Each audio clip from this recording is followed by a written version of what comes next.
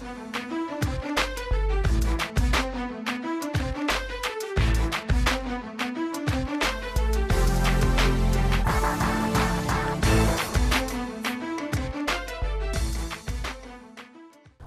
to Fit and Bold. Today's episode is dedicated to geriatric care. I'm your host, Lakita Goins. I read an article in the LA Times that said that the number of Americans 90 and older has tripled since 1980. In short, Americans are living longer. This is great, but they do sometimes need care. It can bring some challenges. Today we're going to address some of the things you need to know, and we have Dr. Dale Terrell here from the South Central Center on Agency. How are you today, Doctor? Well, I'm fine. Pleased to be here. Okay, so you're a geriatrician. Can you tell us what that is and why someone should come to see you?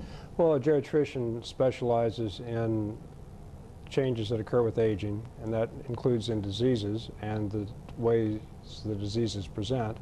Also how medications are managed because they are metabolized more slowly, some are more dangerous as you get older. And in the sense that pediatrics deals with infants and children who also handle medications differently and have different issues. As people get older, they have some different issues, and primary care physicians do a great job taking care of most of these things, but occasionally there are issues beyond that. And geriatrics has been around since 1940s. Started out in England, gradually came to America, and it's become more prominently utilized lately over the past couple decades. Okay. And I heard that August was Immunization Awareness Month, and we hear that older adults should get the flu vaccine every year. So can you tell us why that's important? Well, actually, the flu vaccine is recommended for almost everybody, including children, every year. And the reason it's important actually is not so much that you're going to have a lesser chance of dying of the flu, although that's true. Okay. But the real thing that happens is that there's a higher rate of heart attacks after a flu attack. So older people aren't just trying to stop the flu, because the medicine doesn't do a great job of preventing the flu, but it does decrease the chance of severe attacks. So you have less chance of being hospitalized, you have a lesser chance of having a heart attack afterwards, and therefore a better chance of survival. We think probably for every 200 shots we give, there's one fewer death that season. So it's a worthwhile immunization, and it's a dead virus. It cannot give you the flu. Okay, I was going to ask you about that. If you end up with an aching arm, well, you end up with an aching arm from a lot of things, and that's it's gone in a day. If you have some chills or something like that, that just means that your body is developing more antibodies. So the common cold, when you feel miserable, is partly the effects of your body fighting back against the cold, making compounds to drive the virus out. And what you're doing when you get the influenza vaccine is you're exposed to a portion of the virus, so your body makes antibodies, which may make you feel kind of achy while it's doing that, but they're there so that when the flu actually attacks, you're prepared. So it's not giving you the flu. It cannot give you the flu. Okay. You also recommend immunizations against pneumonia? Yeah, there are other immunizations that are important in older people. Pneumococcal vaccine, again, does not prevent all cases of pneumonia, but it decreases dramatically the deaths from pneumonia. So it's recommended. In fact, it's felt to be so important that Medicare, which tries to be a fairly good steward of the taxpayers' money, will pay for the vaccine. So everybody's recommended to have a shot to prevent pneumonia once after age 65. It's a one-time shot. The other immunization that we are recommending, although Medicare does not pay for it, is a shot to prevent shingles. And shingles is a very painful disease if you get it. It's a reactivation of the chickenpox virus, and most people have had chickenpox sometime in their life. And so it reactivates, it follows a pathway down a nerve. You get a rash on one side of your face, one side of your trunk, or something like that. And the pain can last for months. I mean, my father had shingles on his face, and it lasted for 2 or 3 years. I mean, the pain lasted for 2 or 3 years.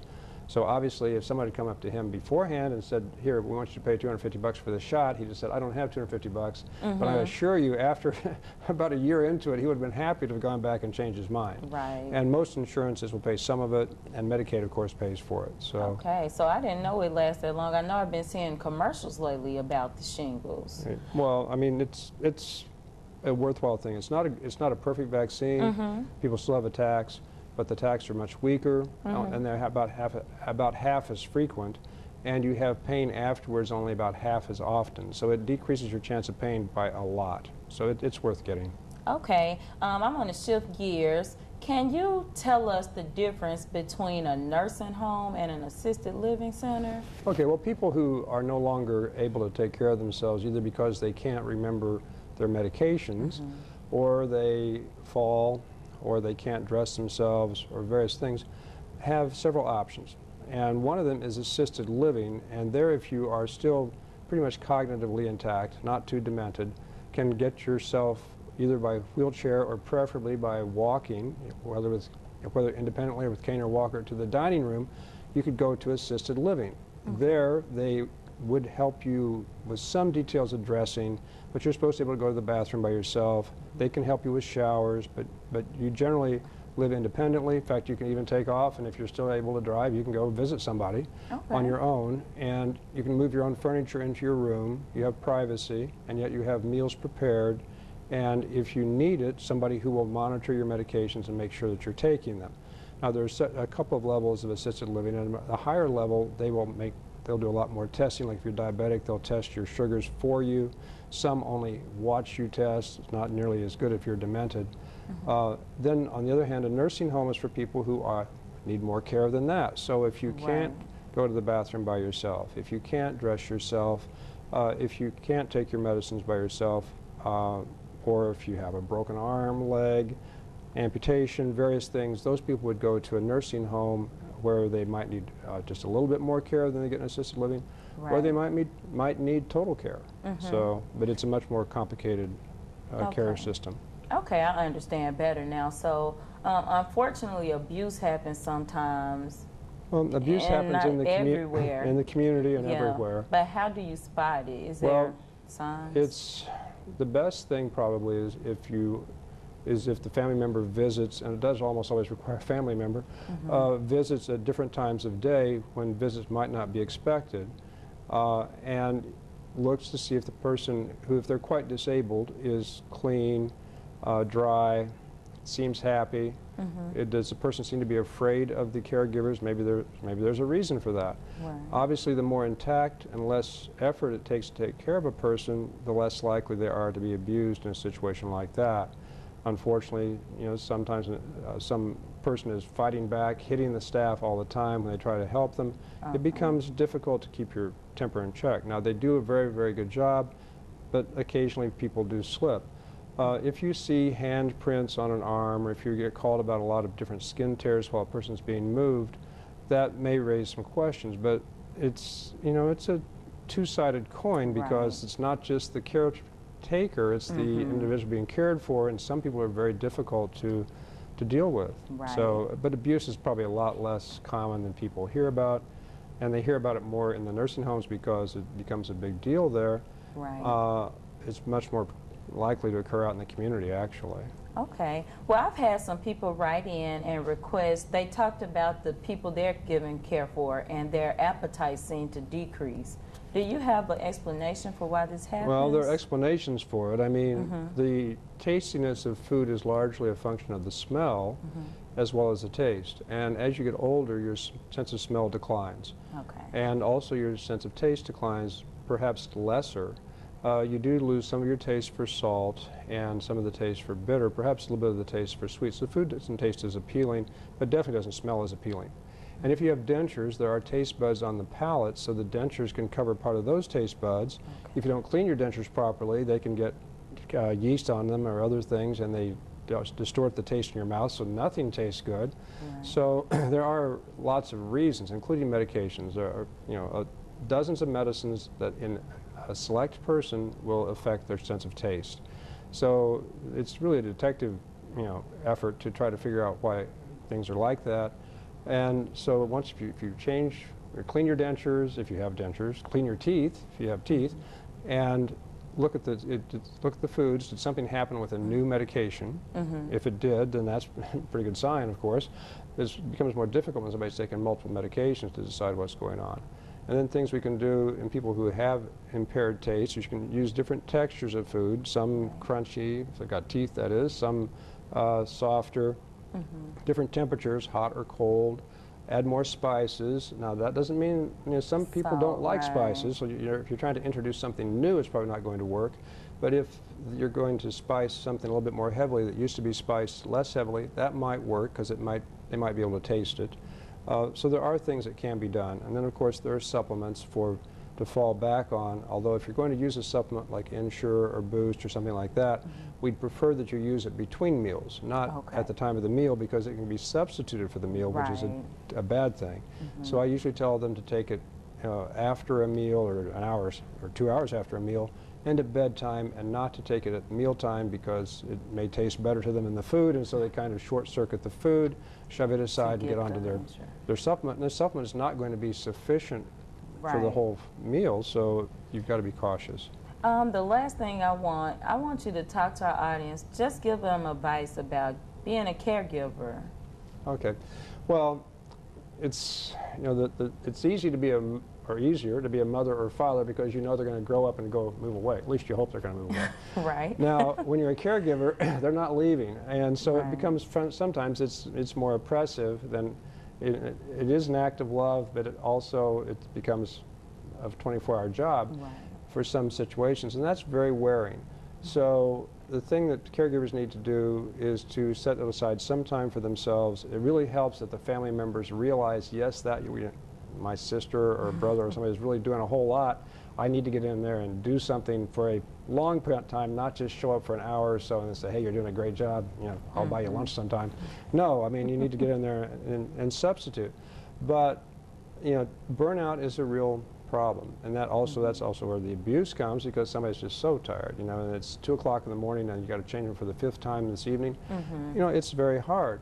So what we tell caregivers is, try to recognize your limitations, and if you need training, there actually is training available, small plug here, through the South Central Center on Aging. There's a grant from the Reynolds Foundation, so that reduces some of the costs, and they can actually get pretty good training, and they also may actually get hired by somebody else to work if that's what they have in mind. So basically, be patient with the person you're caring for. If they're demented, it's not the person you remember. They're not doing things to make you, to make your life harder. It is making your life harder, but they're not doing it intentionally almost all the time. And you just have to keep that in mind. In the same way that you wouldn't slap, I hope, a 6-month-old for soiling himself or something, you really can't slap a 90-year-old for doing the same thing when they can't help it. And that's, it's an act of love and effort, and it becomes difficult for a lot of people. Well, thank you so much, Dr. Terrell. I really appreciate you coming on the show today, and I learned a lot, and I hope our audience took many things that they can use in their personal lives away from this. Well, it was a pleasure being here. Okay. When we return, we'll be giving our Fit and Bold healthy recipe picks, so stay tuned. Your life is an open book. At the University of Arkansas at Pine Bluff, you can take advantage of scholarship opportunities and acclaimed academics with undergraduate and graduate programs tailored to achieve your plans.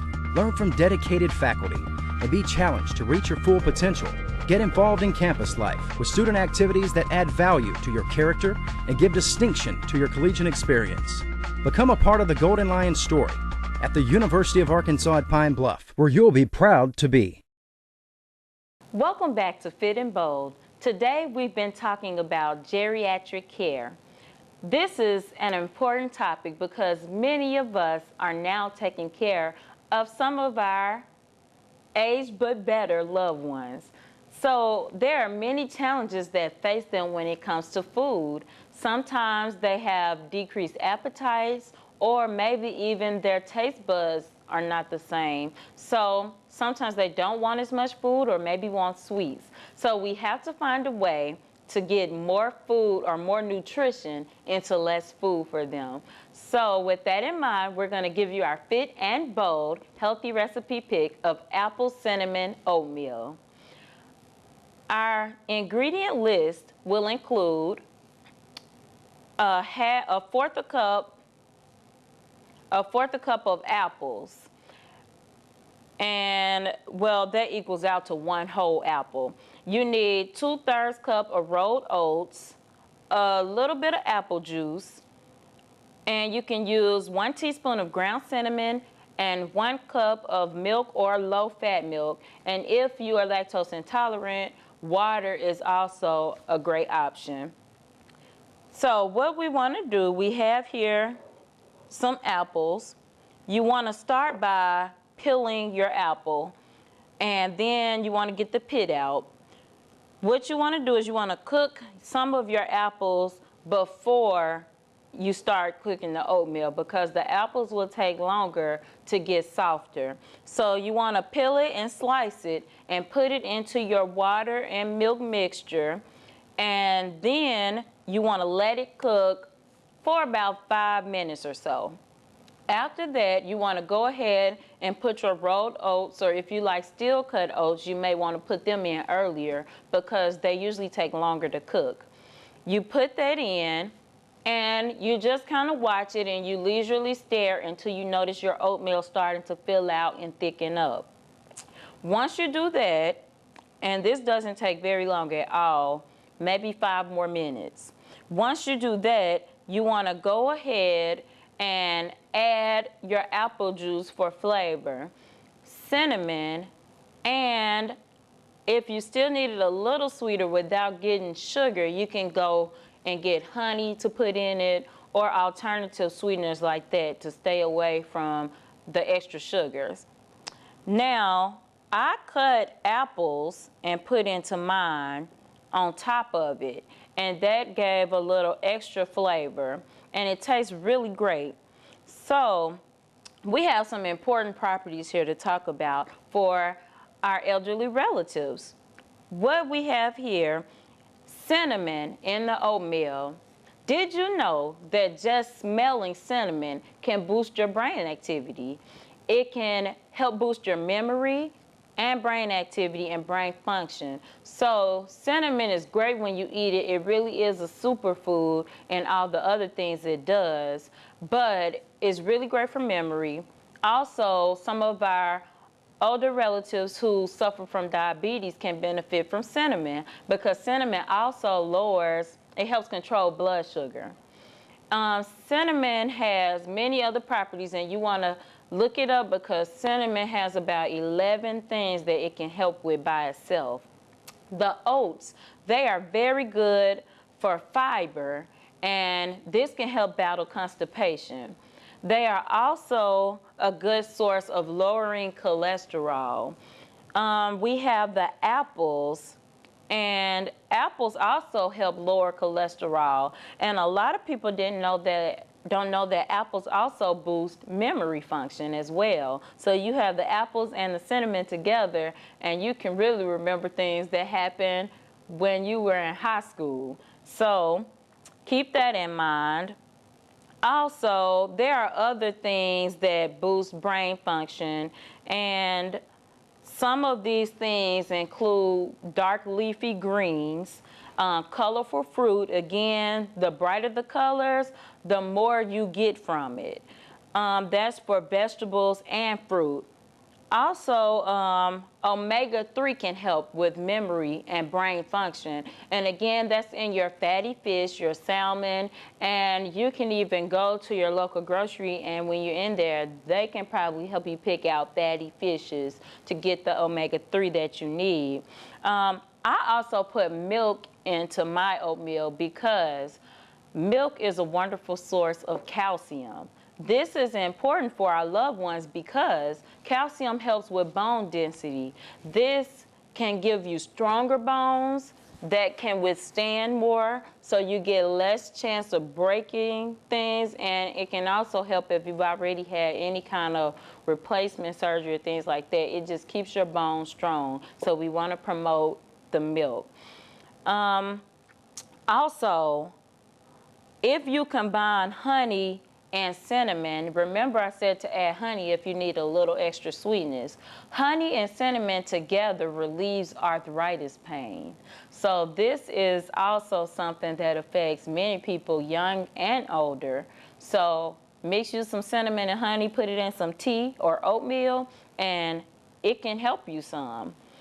As people get older, sometimes, and it's not always older, sometimes different medications can cause you to have dry mouth. So you always want to be able to remember to drink lots and lots of water each day. This can help battle dry mouth, and it's also good for you. Water is something we always promote here. So once you get your oatmeal, it's something that you don't have to eat a lot of, but you still get full, you still get the nutrition you need, and it's a wonderful dish to warm you up, especially coming up on winter months on a cold morning. So it takes about 10 minutes to make this. Once you get it done, you're ready to dig in. When we come back, we're going to be talking to some people from the John Watson Brown Memorial Library, and we're going to talk about the national library system that they have for medical library, and it will tell us about exercising with our seniors. Stay tuned. Right now, famine, war, and drought are killing a child every 6 minutes in the Horn of Africa. They can't share their story, but you can. Even the smallest and simplest investments can save lives. But do more than donate. Forward the facts to everyone you know. Forward from our site. Forward onto your family, friends, and social network. We are the relief.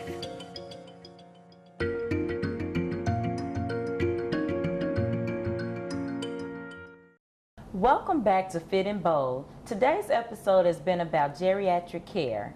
Instead of doing exercises today, we're going to do something a little bit different. We have Ms. Lavaris Martin here. She's the computer support technician at the John Watson Brown Memorial Library. And she's going to talk to us today about different resources where you can even find resources on exercise for seniors' health. How are you today, ma'am? I'm great this morning. Okay, so you were telling me that there are a lot of different resources at your library. Cool. Can you go through some of those for me? Sure. The library currently subscribes to over 30 databases, subscriptions that we have. And one in particular, EBSCO hosts have most of our journals. But one particular journal that I was looking at, resource that I was looking at database, was Health Source. Okay. And it gives you a lot of information on health that would be beneficial for your beneficial. Okay. Also, the library currently, we have what we call Primo, which is a discovery system. And it, in addition to the 30 database that we currently have now, it gives us, access to 1,000 open resources that are scholarly resources that you can use for your health, for exercise, or whatever it may be that you're looking for. As well as, the open resources are free e-journals. These are all electronic journals that we have, you have access to, that we have access to. Okay, so you said by open it means free. Free. There's no fee for the use of the database, because the library actually pay for the subscriptions of the 30 databases, but the ones that we are getting with the Primo Discovery System are free additional resources that the library have to offer to our patrons. Okay, so we are a university, so we know that students can use it, and faculty and staff. Is there a way for the community to use the resources? Yes. The resources are available here on campus. They're available 24/7 to our students. They have to have login for them. But if the community person can come into the library and they have access to the database that we do have. And the open resources, like through Google Scholar and some of the other ones, they have access to, 24/7 themselves on the computer, because they're free resources. Okay, and can you give us the hours of the library, so in case people from the community want to come in? Yes, the library is open Monday through Thursday from 7:30 to 11 p.m. On Saturdays from 8:30 to 4:30, and on Sundays from 3:30 p.m. to 11 p.m. Okay, well that's wonderful because I see it's a good mix of hours. So people that Yes. work mornings can come in at night. People who work nights Correct. can come in the mornings. Correct. So I hope our community will reach out and use these resources that you talked to us about today. And thank you for coming on today. Thank you. Okay, when we come back, we're going to have Ms. Mapleline Donaldson, and she's going to tell us more about the National Library of Medicine. So stay tuned. Your life is an open book. At the University of Arkansas at Pine Bluff, you can take advantage of scholarship opportunities and acclaimed academics with undergraduate and graduate programs tailored to achieve your plans. Learn from dedicated faculty and be challenged to reach your full potential. Get involved in campus life with student activities that add value to your character and give distinction to your collegiate experience. Become a part of the Golden Lion story at the University of Arkansas at Pine Bluff, where you'll be proud to be. Welcome back to Fit and Bold. We have with us today Ms. Mapleline Donaldson, and she's a research assistant, and she's going to tell us about the National Library of Medicine. Good morning. How are you? I'm good. How are you? Great. I'm glad to be here this morning. The National Library of Medicine is a biomedical library, the world's largest, and it's a part of the National Institute of Health. And in that database, you can find, there's 20 databases to start with, and they include databases that talk about AIDS, senior health, toxicologies in the community, all types of things that are good for the user and for the people in the environment. Right, and you sent me some links from that database, Yes. and today's episode is about senior health, geriatric care. What did you find about exercise? Oh, so much information. I found extra information from Medline Plus and from NIHSeniorHealth.gov. And those information sites gave information about whether the senior needs to exercise. First of all, they need to talk with their physician before they start the exercise. But the exercise they talked about were 4 main types. Endurance exercise, which is like swimming and walking and biking, and that helps them with their heart and circulation. Then there's strength training, which helps with building muscle, keeping the muscle mass strong. There's stretching, which helps with their limberness and flexibility. And finally, it talks about balance exercises, which helps them remain balanced. Oftentimes seniors fall. Okay, and can you tell us what can the National Library of Medicine tell you about medication and prescriptions? Oh, in Medline Plus, it has information on the dosage, the type of medicines that are used, how they're used, why they were made, precautions, all those types of things. Okay, and is there anything else you'd like to say about the NLM? Well, the NLM and the United Negro College Fund and National Institute of Health are partnered together, and they're trying to work through HBCU libraries to provide information to their campuses to help prevention and wellness, and also within the communities around those HBCUs. So when we went to the conference, that's what they shared with us, so therefore we're trying to share it with our community as well. Okay, well, thank you for talking with us today. Thank you for having me. Okay.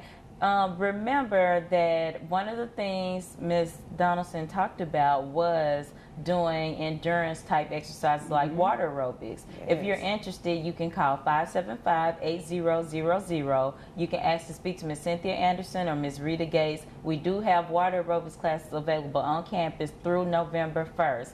So as long as there's openings, you can still get in. Also, remember, being healthy is a lifestyle journey. We want you to get in that journey. We want you to be happy doing it. So remember, get fit and be bold.